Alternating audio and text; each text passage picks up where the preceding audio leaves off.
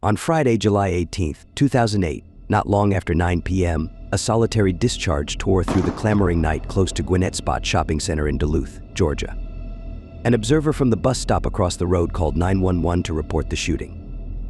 911. The lady just got shot. Is she breathing? Yeah, she's moving a little. I've got everybody on the way.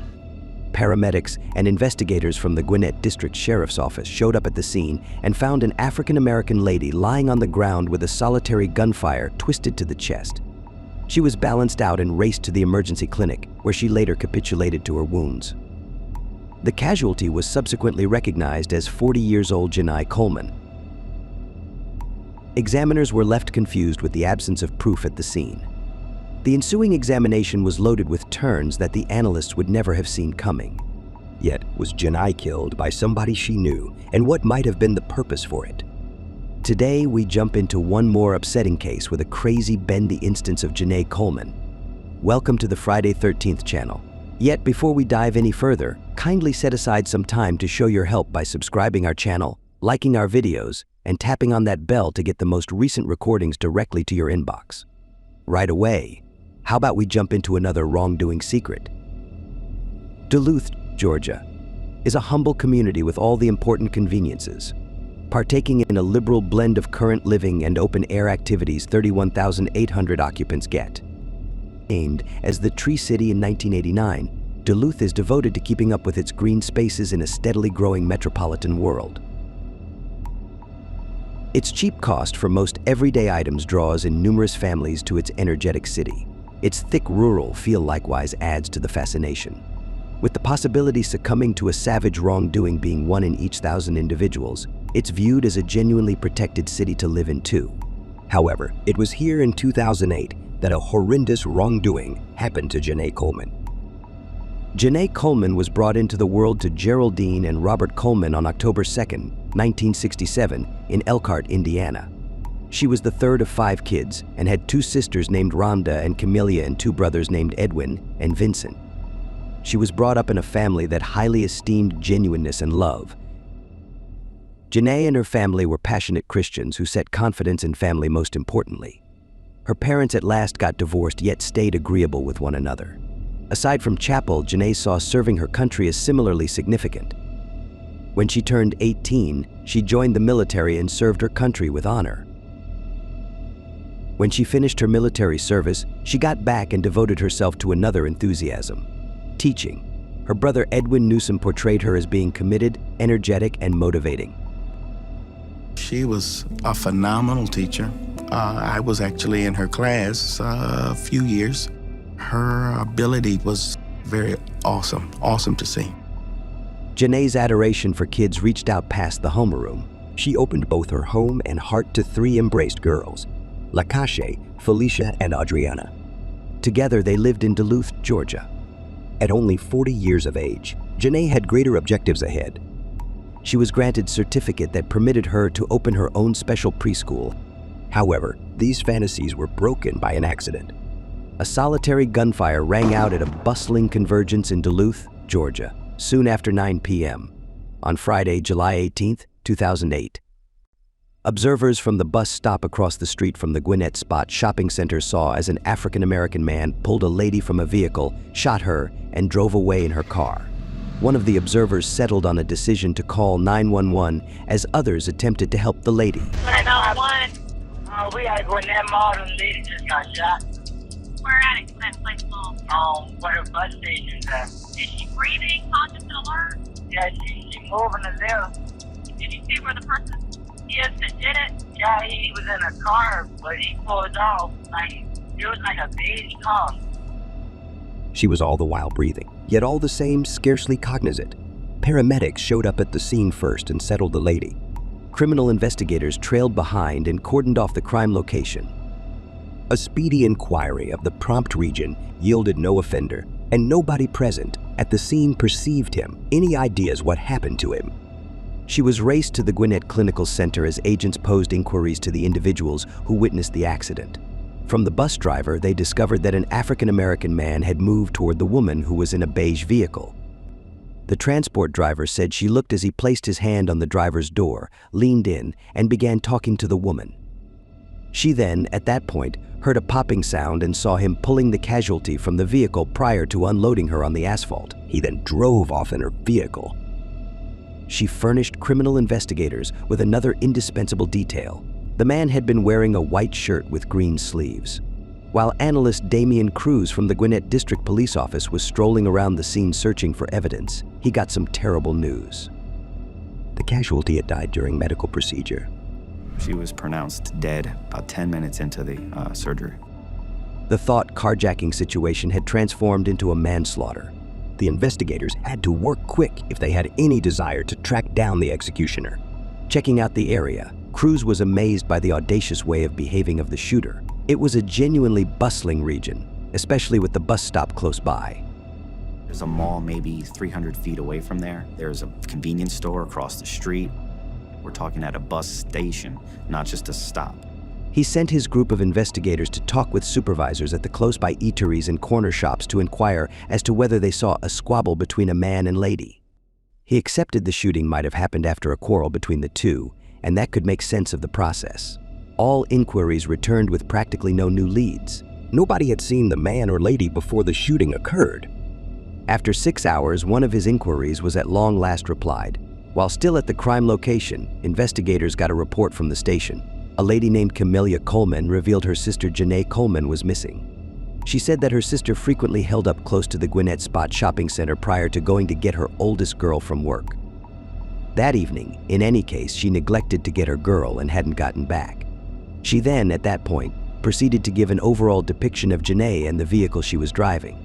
Criminal investigator Cruz knew quickly that Genai Coleman was their casualty. Investigator realized addressing Camellia eye to eye can be very helpful to the investigation. He visited Camellia in the early morning of July 19, 2008.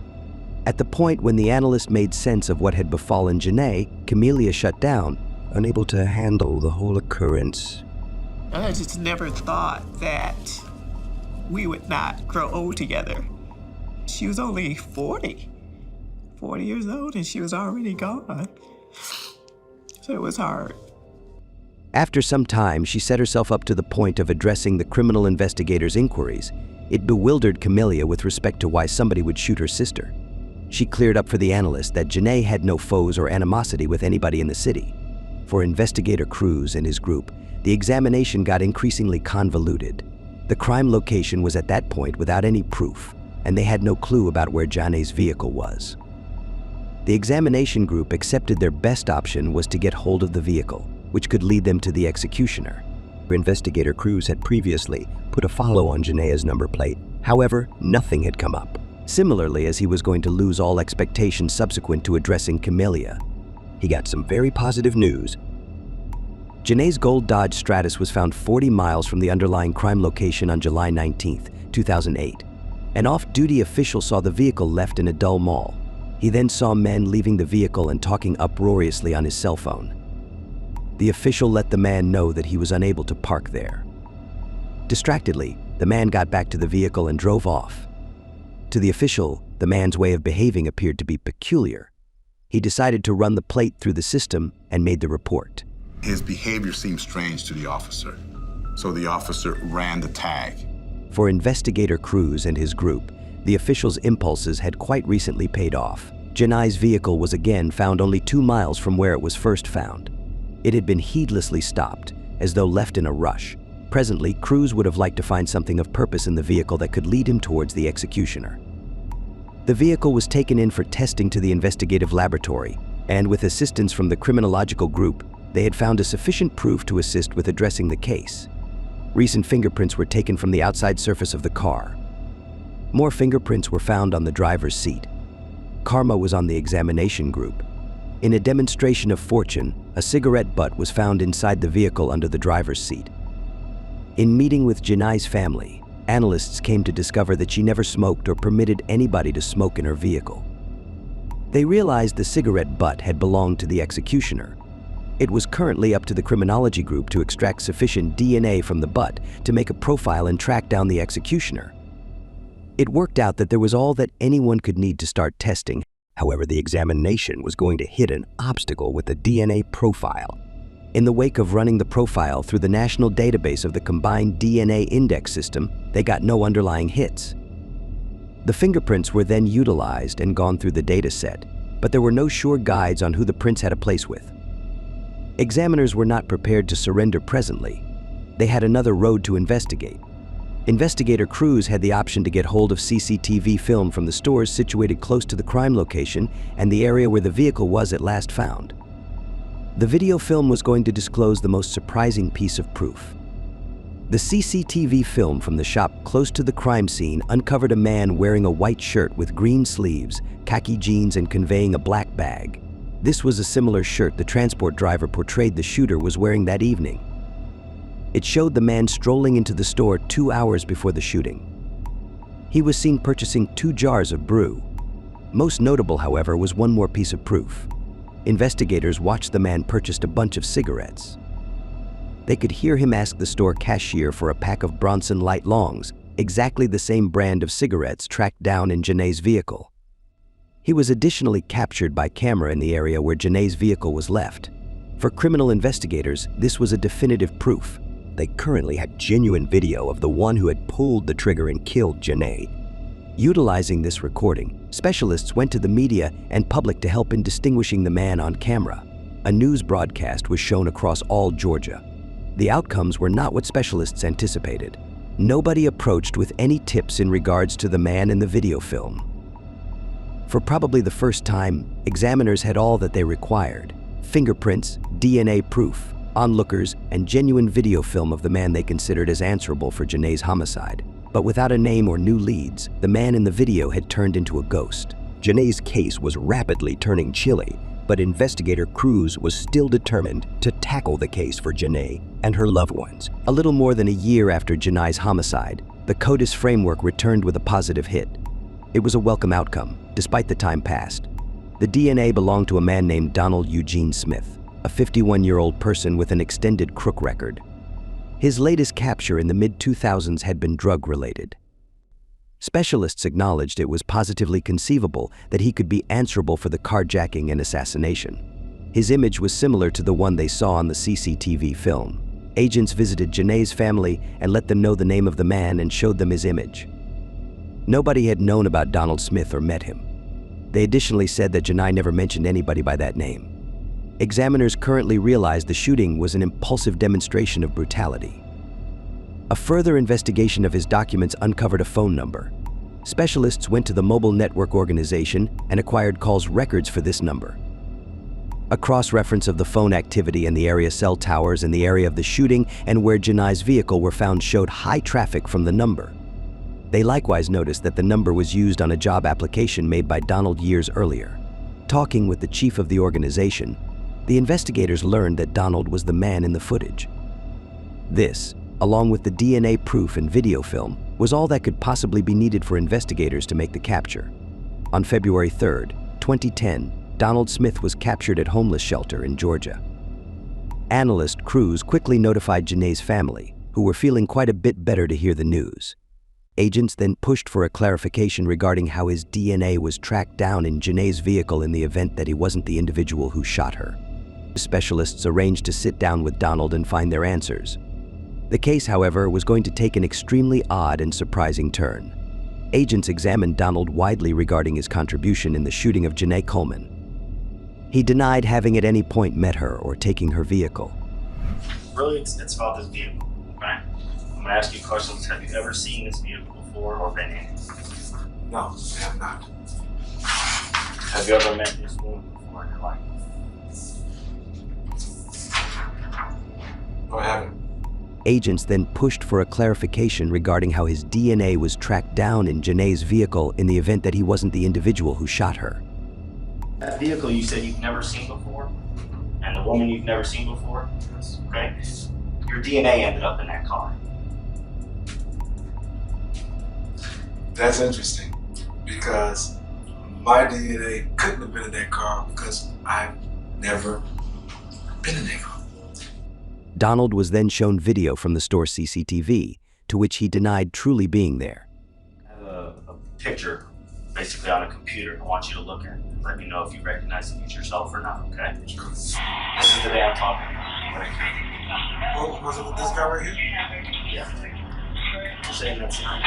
That is definitely not me. I don't have a shirt like that. I only can't see the face of the person, but that's not me. He proceeded to say that although it was difficult to recognize the individual from the footage, he is sure it wasn't him. Donald likewise told police he didn't possess a shirt like that. At the point when examined regarding the telephone number, Donald gave a clarification. And then your cell phone number at the time was 404-200. Correct. No, that was not mine. That was my brother's phone number. Donald kept on denying his contribution. He was asked by investigators to take a polygraph test to decide whether he was being honest with his responses. The experimental outcomes didn't lean toward Donald and showed that he was being dishonest with his responses. When inquired as to whether he'd known Genai Coleman, his response showed some degree of truth. However, when inquired as to whether he perceived the individual in the video, it showed misdirection. In polygraph terms, he was being deceptive, and that's what they determined. There's certain important questions they asked. Do you know Genai Coleman? Did you shoot her? But they also asked, do you recognize the person on the video we've shown you? He failed it miserably. Following the polygraph test, Donald appeared to be shaken by agents. He was permitted to take a cigarette break. Investigator Cruz chose to follow him to the break and observe the cigarette brand he smoked. What he saw made uncertainty to him. Donald smoked a brand of cigarettes called Aqua Blues that required being hand-rolled. They were not Bronson Light Longs. After the break, Donald talked smoothly and made sense of a logical hypothesis that was going to completely expose the whole case. DNA is split between 10 twins. It's interesting, they share DNA, identical twins. I've never been in that car. Donald had a twin brother named Ronald, who he recognized as the man in the video. Investigator Cruz was apprehensive this could occur. After reading again Donald's documents, he realized that Donald was one of the twins. The fact that identical twins shared DNA makes him moreover mindful. Their whole case relied on whether they captured the right twin. As the case appeared to be going to pieces, specialists came to realizing they had the crucial piece of logical proof: fingerprints. Despite the fact that DNA is comparable in twins, fingerprints are never similar in any two individuals. Identical twins may have the same DNA, but they do not have the same fingerprints. Nobody has the same fingerprint. Specialists attempted to connect with Ronald Smith, however he at first declined to go down to the station for a dressing deliberately. He was found to hang out in his family home. His family and sister knew nothing about the accident of 2008. Specialists showed his family the CCTV film. Every one of the three concurred that the individual was, truth be told, Ronald and not Donald, and recognized his walk and way of dressing. Ronald was captured on February 5th, 2010 and taken to the station where he was interrogated regarding Genai Coleman and the night of the shooting. Donald still had not been allowed off, as specialists would have rather not taken any risks on the off chance that they were playing a game. The cell phone used by Ronald was exactly the same used by the executioner at both crime locations. The cigarettes that Ronald smoked were a similar tracked down in Genai's vehicle. Lastly, the fingerprints found on the vehicle were an ideal match to Ronald's ones. Presently, all they required was the confession.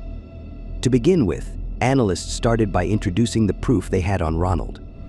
The next time that you see Detective Cruz, he will present everything he has on the case, which is overwhelming.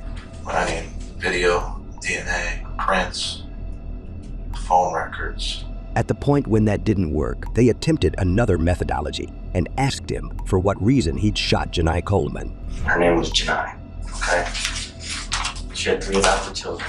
She was a school teacher. Her family, they're very religious people. They just wanted to know why, and I promised them I would at least ask. I can't. I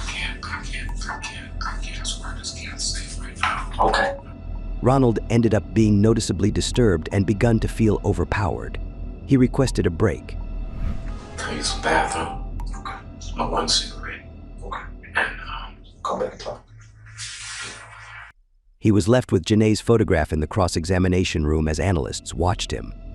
Analyst Cruz said in interviews a while later that Ronald was looking at Genai's photograph and apologized for what he'd done. After the break, Investigators returned and dismissed the camera from Ronald to facilitate the tension on him. He then made a sincere admission. Guilty. I don't know why. It was an accident. It was a hair trigger. I set out to take a car. Somebody done before when I was way younger. Check on the gun block. She said, he shot me. This is my auto revolver. It was 357. I took the car down to Forest Park. Parked there. No. You know, her family, this was something they really wanted to know as far as closure, okay? You can tell them that taking someone's life was not in the mix. It was no part of the picture. You can tell them it was an accident. Well, thank you. I know that was difficult for you, but I thank you. Ronald was arrested for Genai Coleman's homicide on February 6, 2010. He was kept at the Gwinnett County Prison without bond. Investigators were able to witness more evidence when he made a call to a childhood friend from within the jail, which was recorded. Ronald told the cherished companion, in addition to other things, that somebody had passed on about 18 months prior at his hands. Albeit the call couldn't be utilized as proof, for specialists, it gave them trust that they at long last gotten their executioner. His twin sibling Donald was permitted to get back to his family with no charges. With Ronald's confession, investigators had all that they expected to push ahead with the case. They endeavored to set up an impermeable contention that would guarantee Genai's executioner disappeared for quite a while. Jury determination for the preliminary occurred on Monday, October 22, 2012, with Ronald's preliminary starting that very week. The group of both the person in question, Genai, and the suspect, Ronald, were in participation. The jury heard declaration from specialists and the hypotheses in view of what agents found at the crime location and in the vehicle. Donald, Ronald's twin sibling, was likewise called to affirm, and he explained his underlying capture for the wrongdoing. He then swore that he was not the individual liable for killing Genai Coleman. Ronald was going to add one more bend to the case. What do you think was that? Ronald switched his admission and found fault with his twin, Donald. He claimed that his brother perpetrated the wrongdoing. That was like the monkey wrench that was thrown into the whole case. How are they going to prove that one brother didn't do it over the other brother? What's going to happen, and how is this going to play out? At the point when specialists made sense that the fingerprints didn't lie, Ronald said that his fingerprints were on the vehicle since he assisted wipe the vehicle with cleaning, however neglected to eliminate his prints from the driver's entryway. On Friday, October 26, 2012, the jury pondered for 2 hours before getting back to court with a verdict. They viewed Ronald Smith to be unquestionably blameworthy of carjacking and the homicide of Genai Coleman. His brother, Donald Smith, was gotten free from all doubt. Ronald was condemned to life in addition to 25 years in jail by Superior Court Judge Melody Snell Connor. Right up to the present day, he remains imprisoned at the Wheeler Correctional Facility in Alamo, Georgia. After the preliminary, Genai's family had the option to discover some conclusion after her lamentable passing on account of Ronald Smith. Her sister, Camellia Coleman, addressed correspondents after the condemning and let them know that the family's confidence never faded, as they probably were aware the equity framework would work. "We petitioned God for a fast purpose and quick justice, and that's what we've witnessed," she said. Instead of focusing on negative sides and feelings, Genai's family chose to respect her by satisfying her deep-rooted dream. On July 13, 2015, the Genai Coleman Excellence Academy opened its doors for 100 kids in Elkhart, Indiana, days before the 7th commemoration of her passing. She is still building dreams, building hopes. Genai, your dream's living on. For her mom, Geraldine Brown, it was a moment of both torment and pride. In a meeting, she said that she felt pride at last witnessing Genai's fantasy come true, despite all the pain. Because of what she stood for what was right. She stood for encouragement and improvement in the lives of young people. The present case brought to the very front the significant job that professional investigators played in the case. Had it not been for the fingerprints found on the vehicle entryway, there was serious chance that unguilty man might have been sentenced for a wrongdoing he won't ever perpetrate. thinking back on the present case, what do you think? What is your take of Ronald attempting to accuse his twin sibling Donald at the preliminary? Tell us your contemplations in the comment section. Also, if you like this video, consider subscribing our channel and giving us a positive feedback. Stay safe.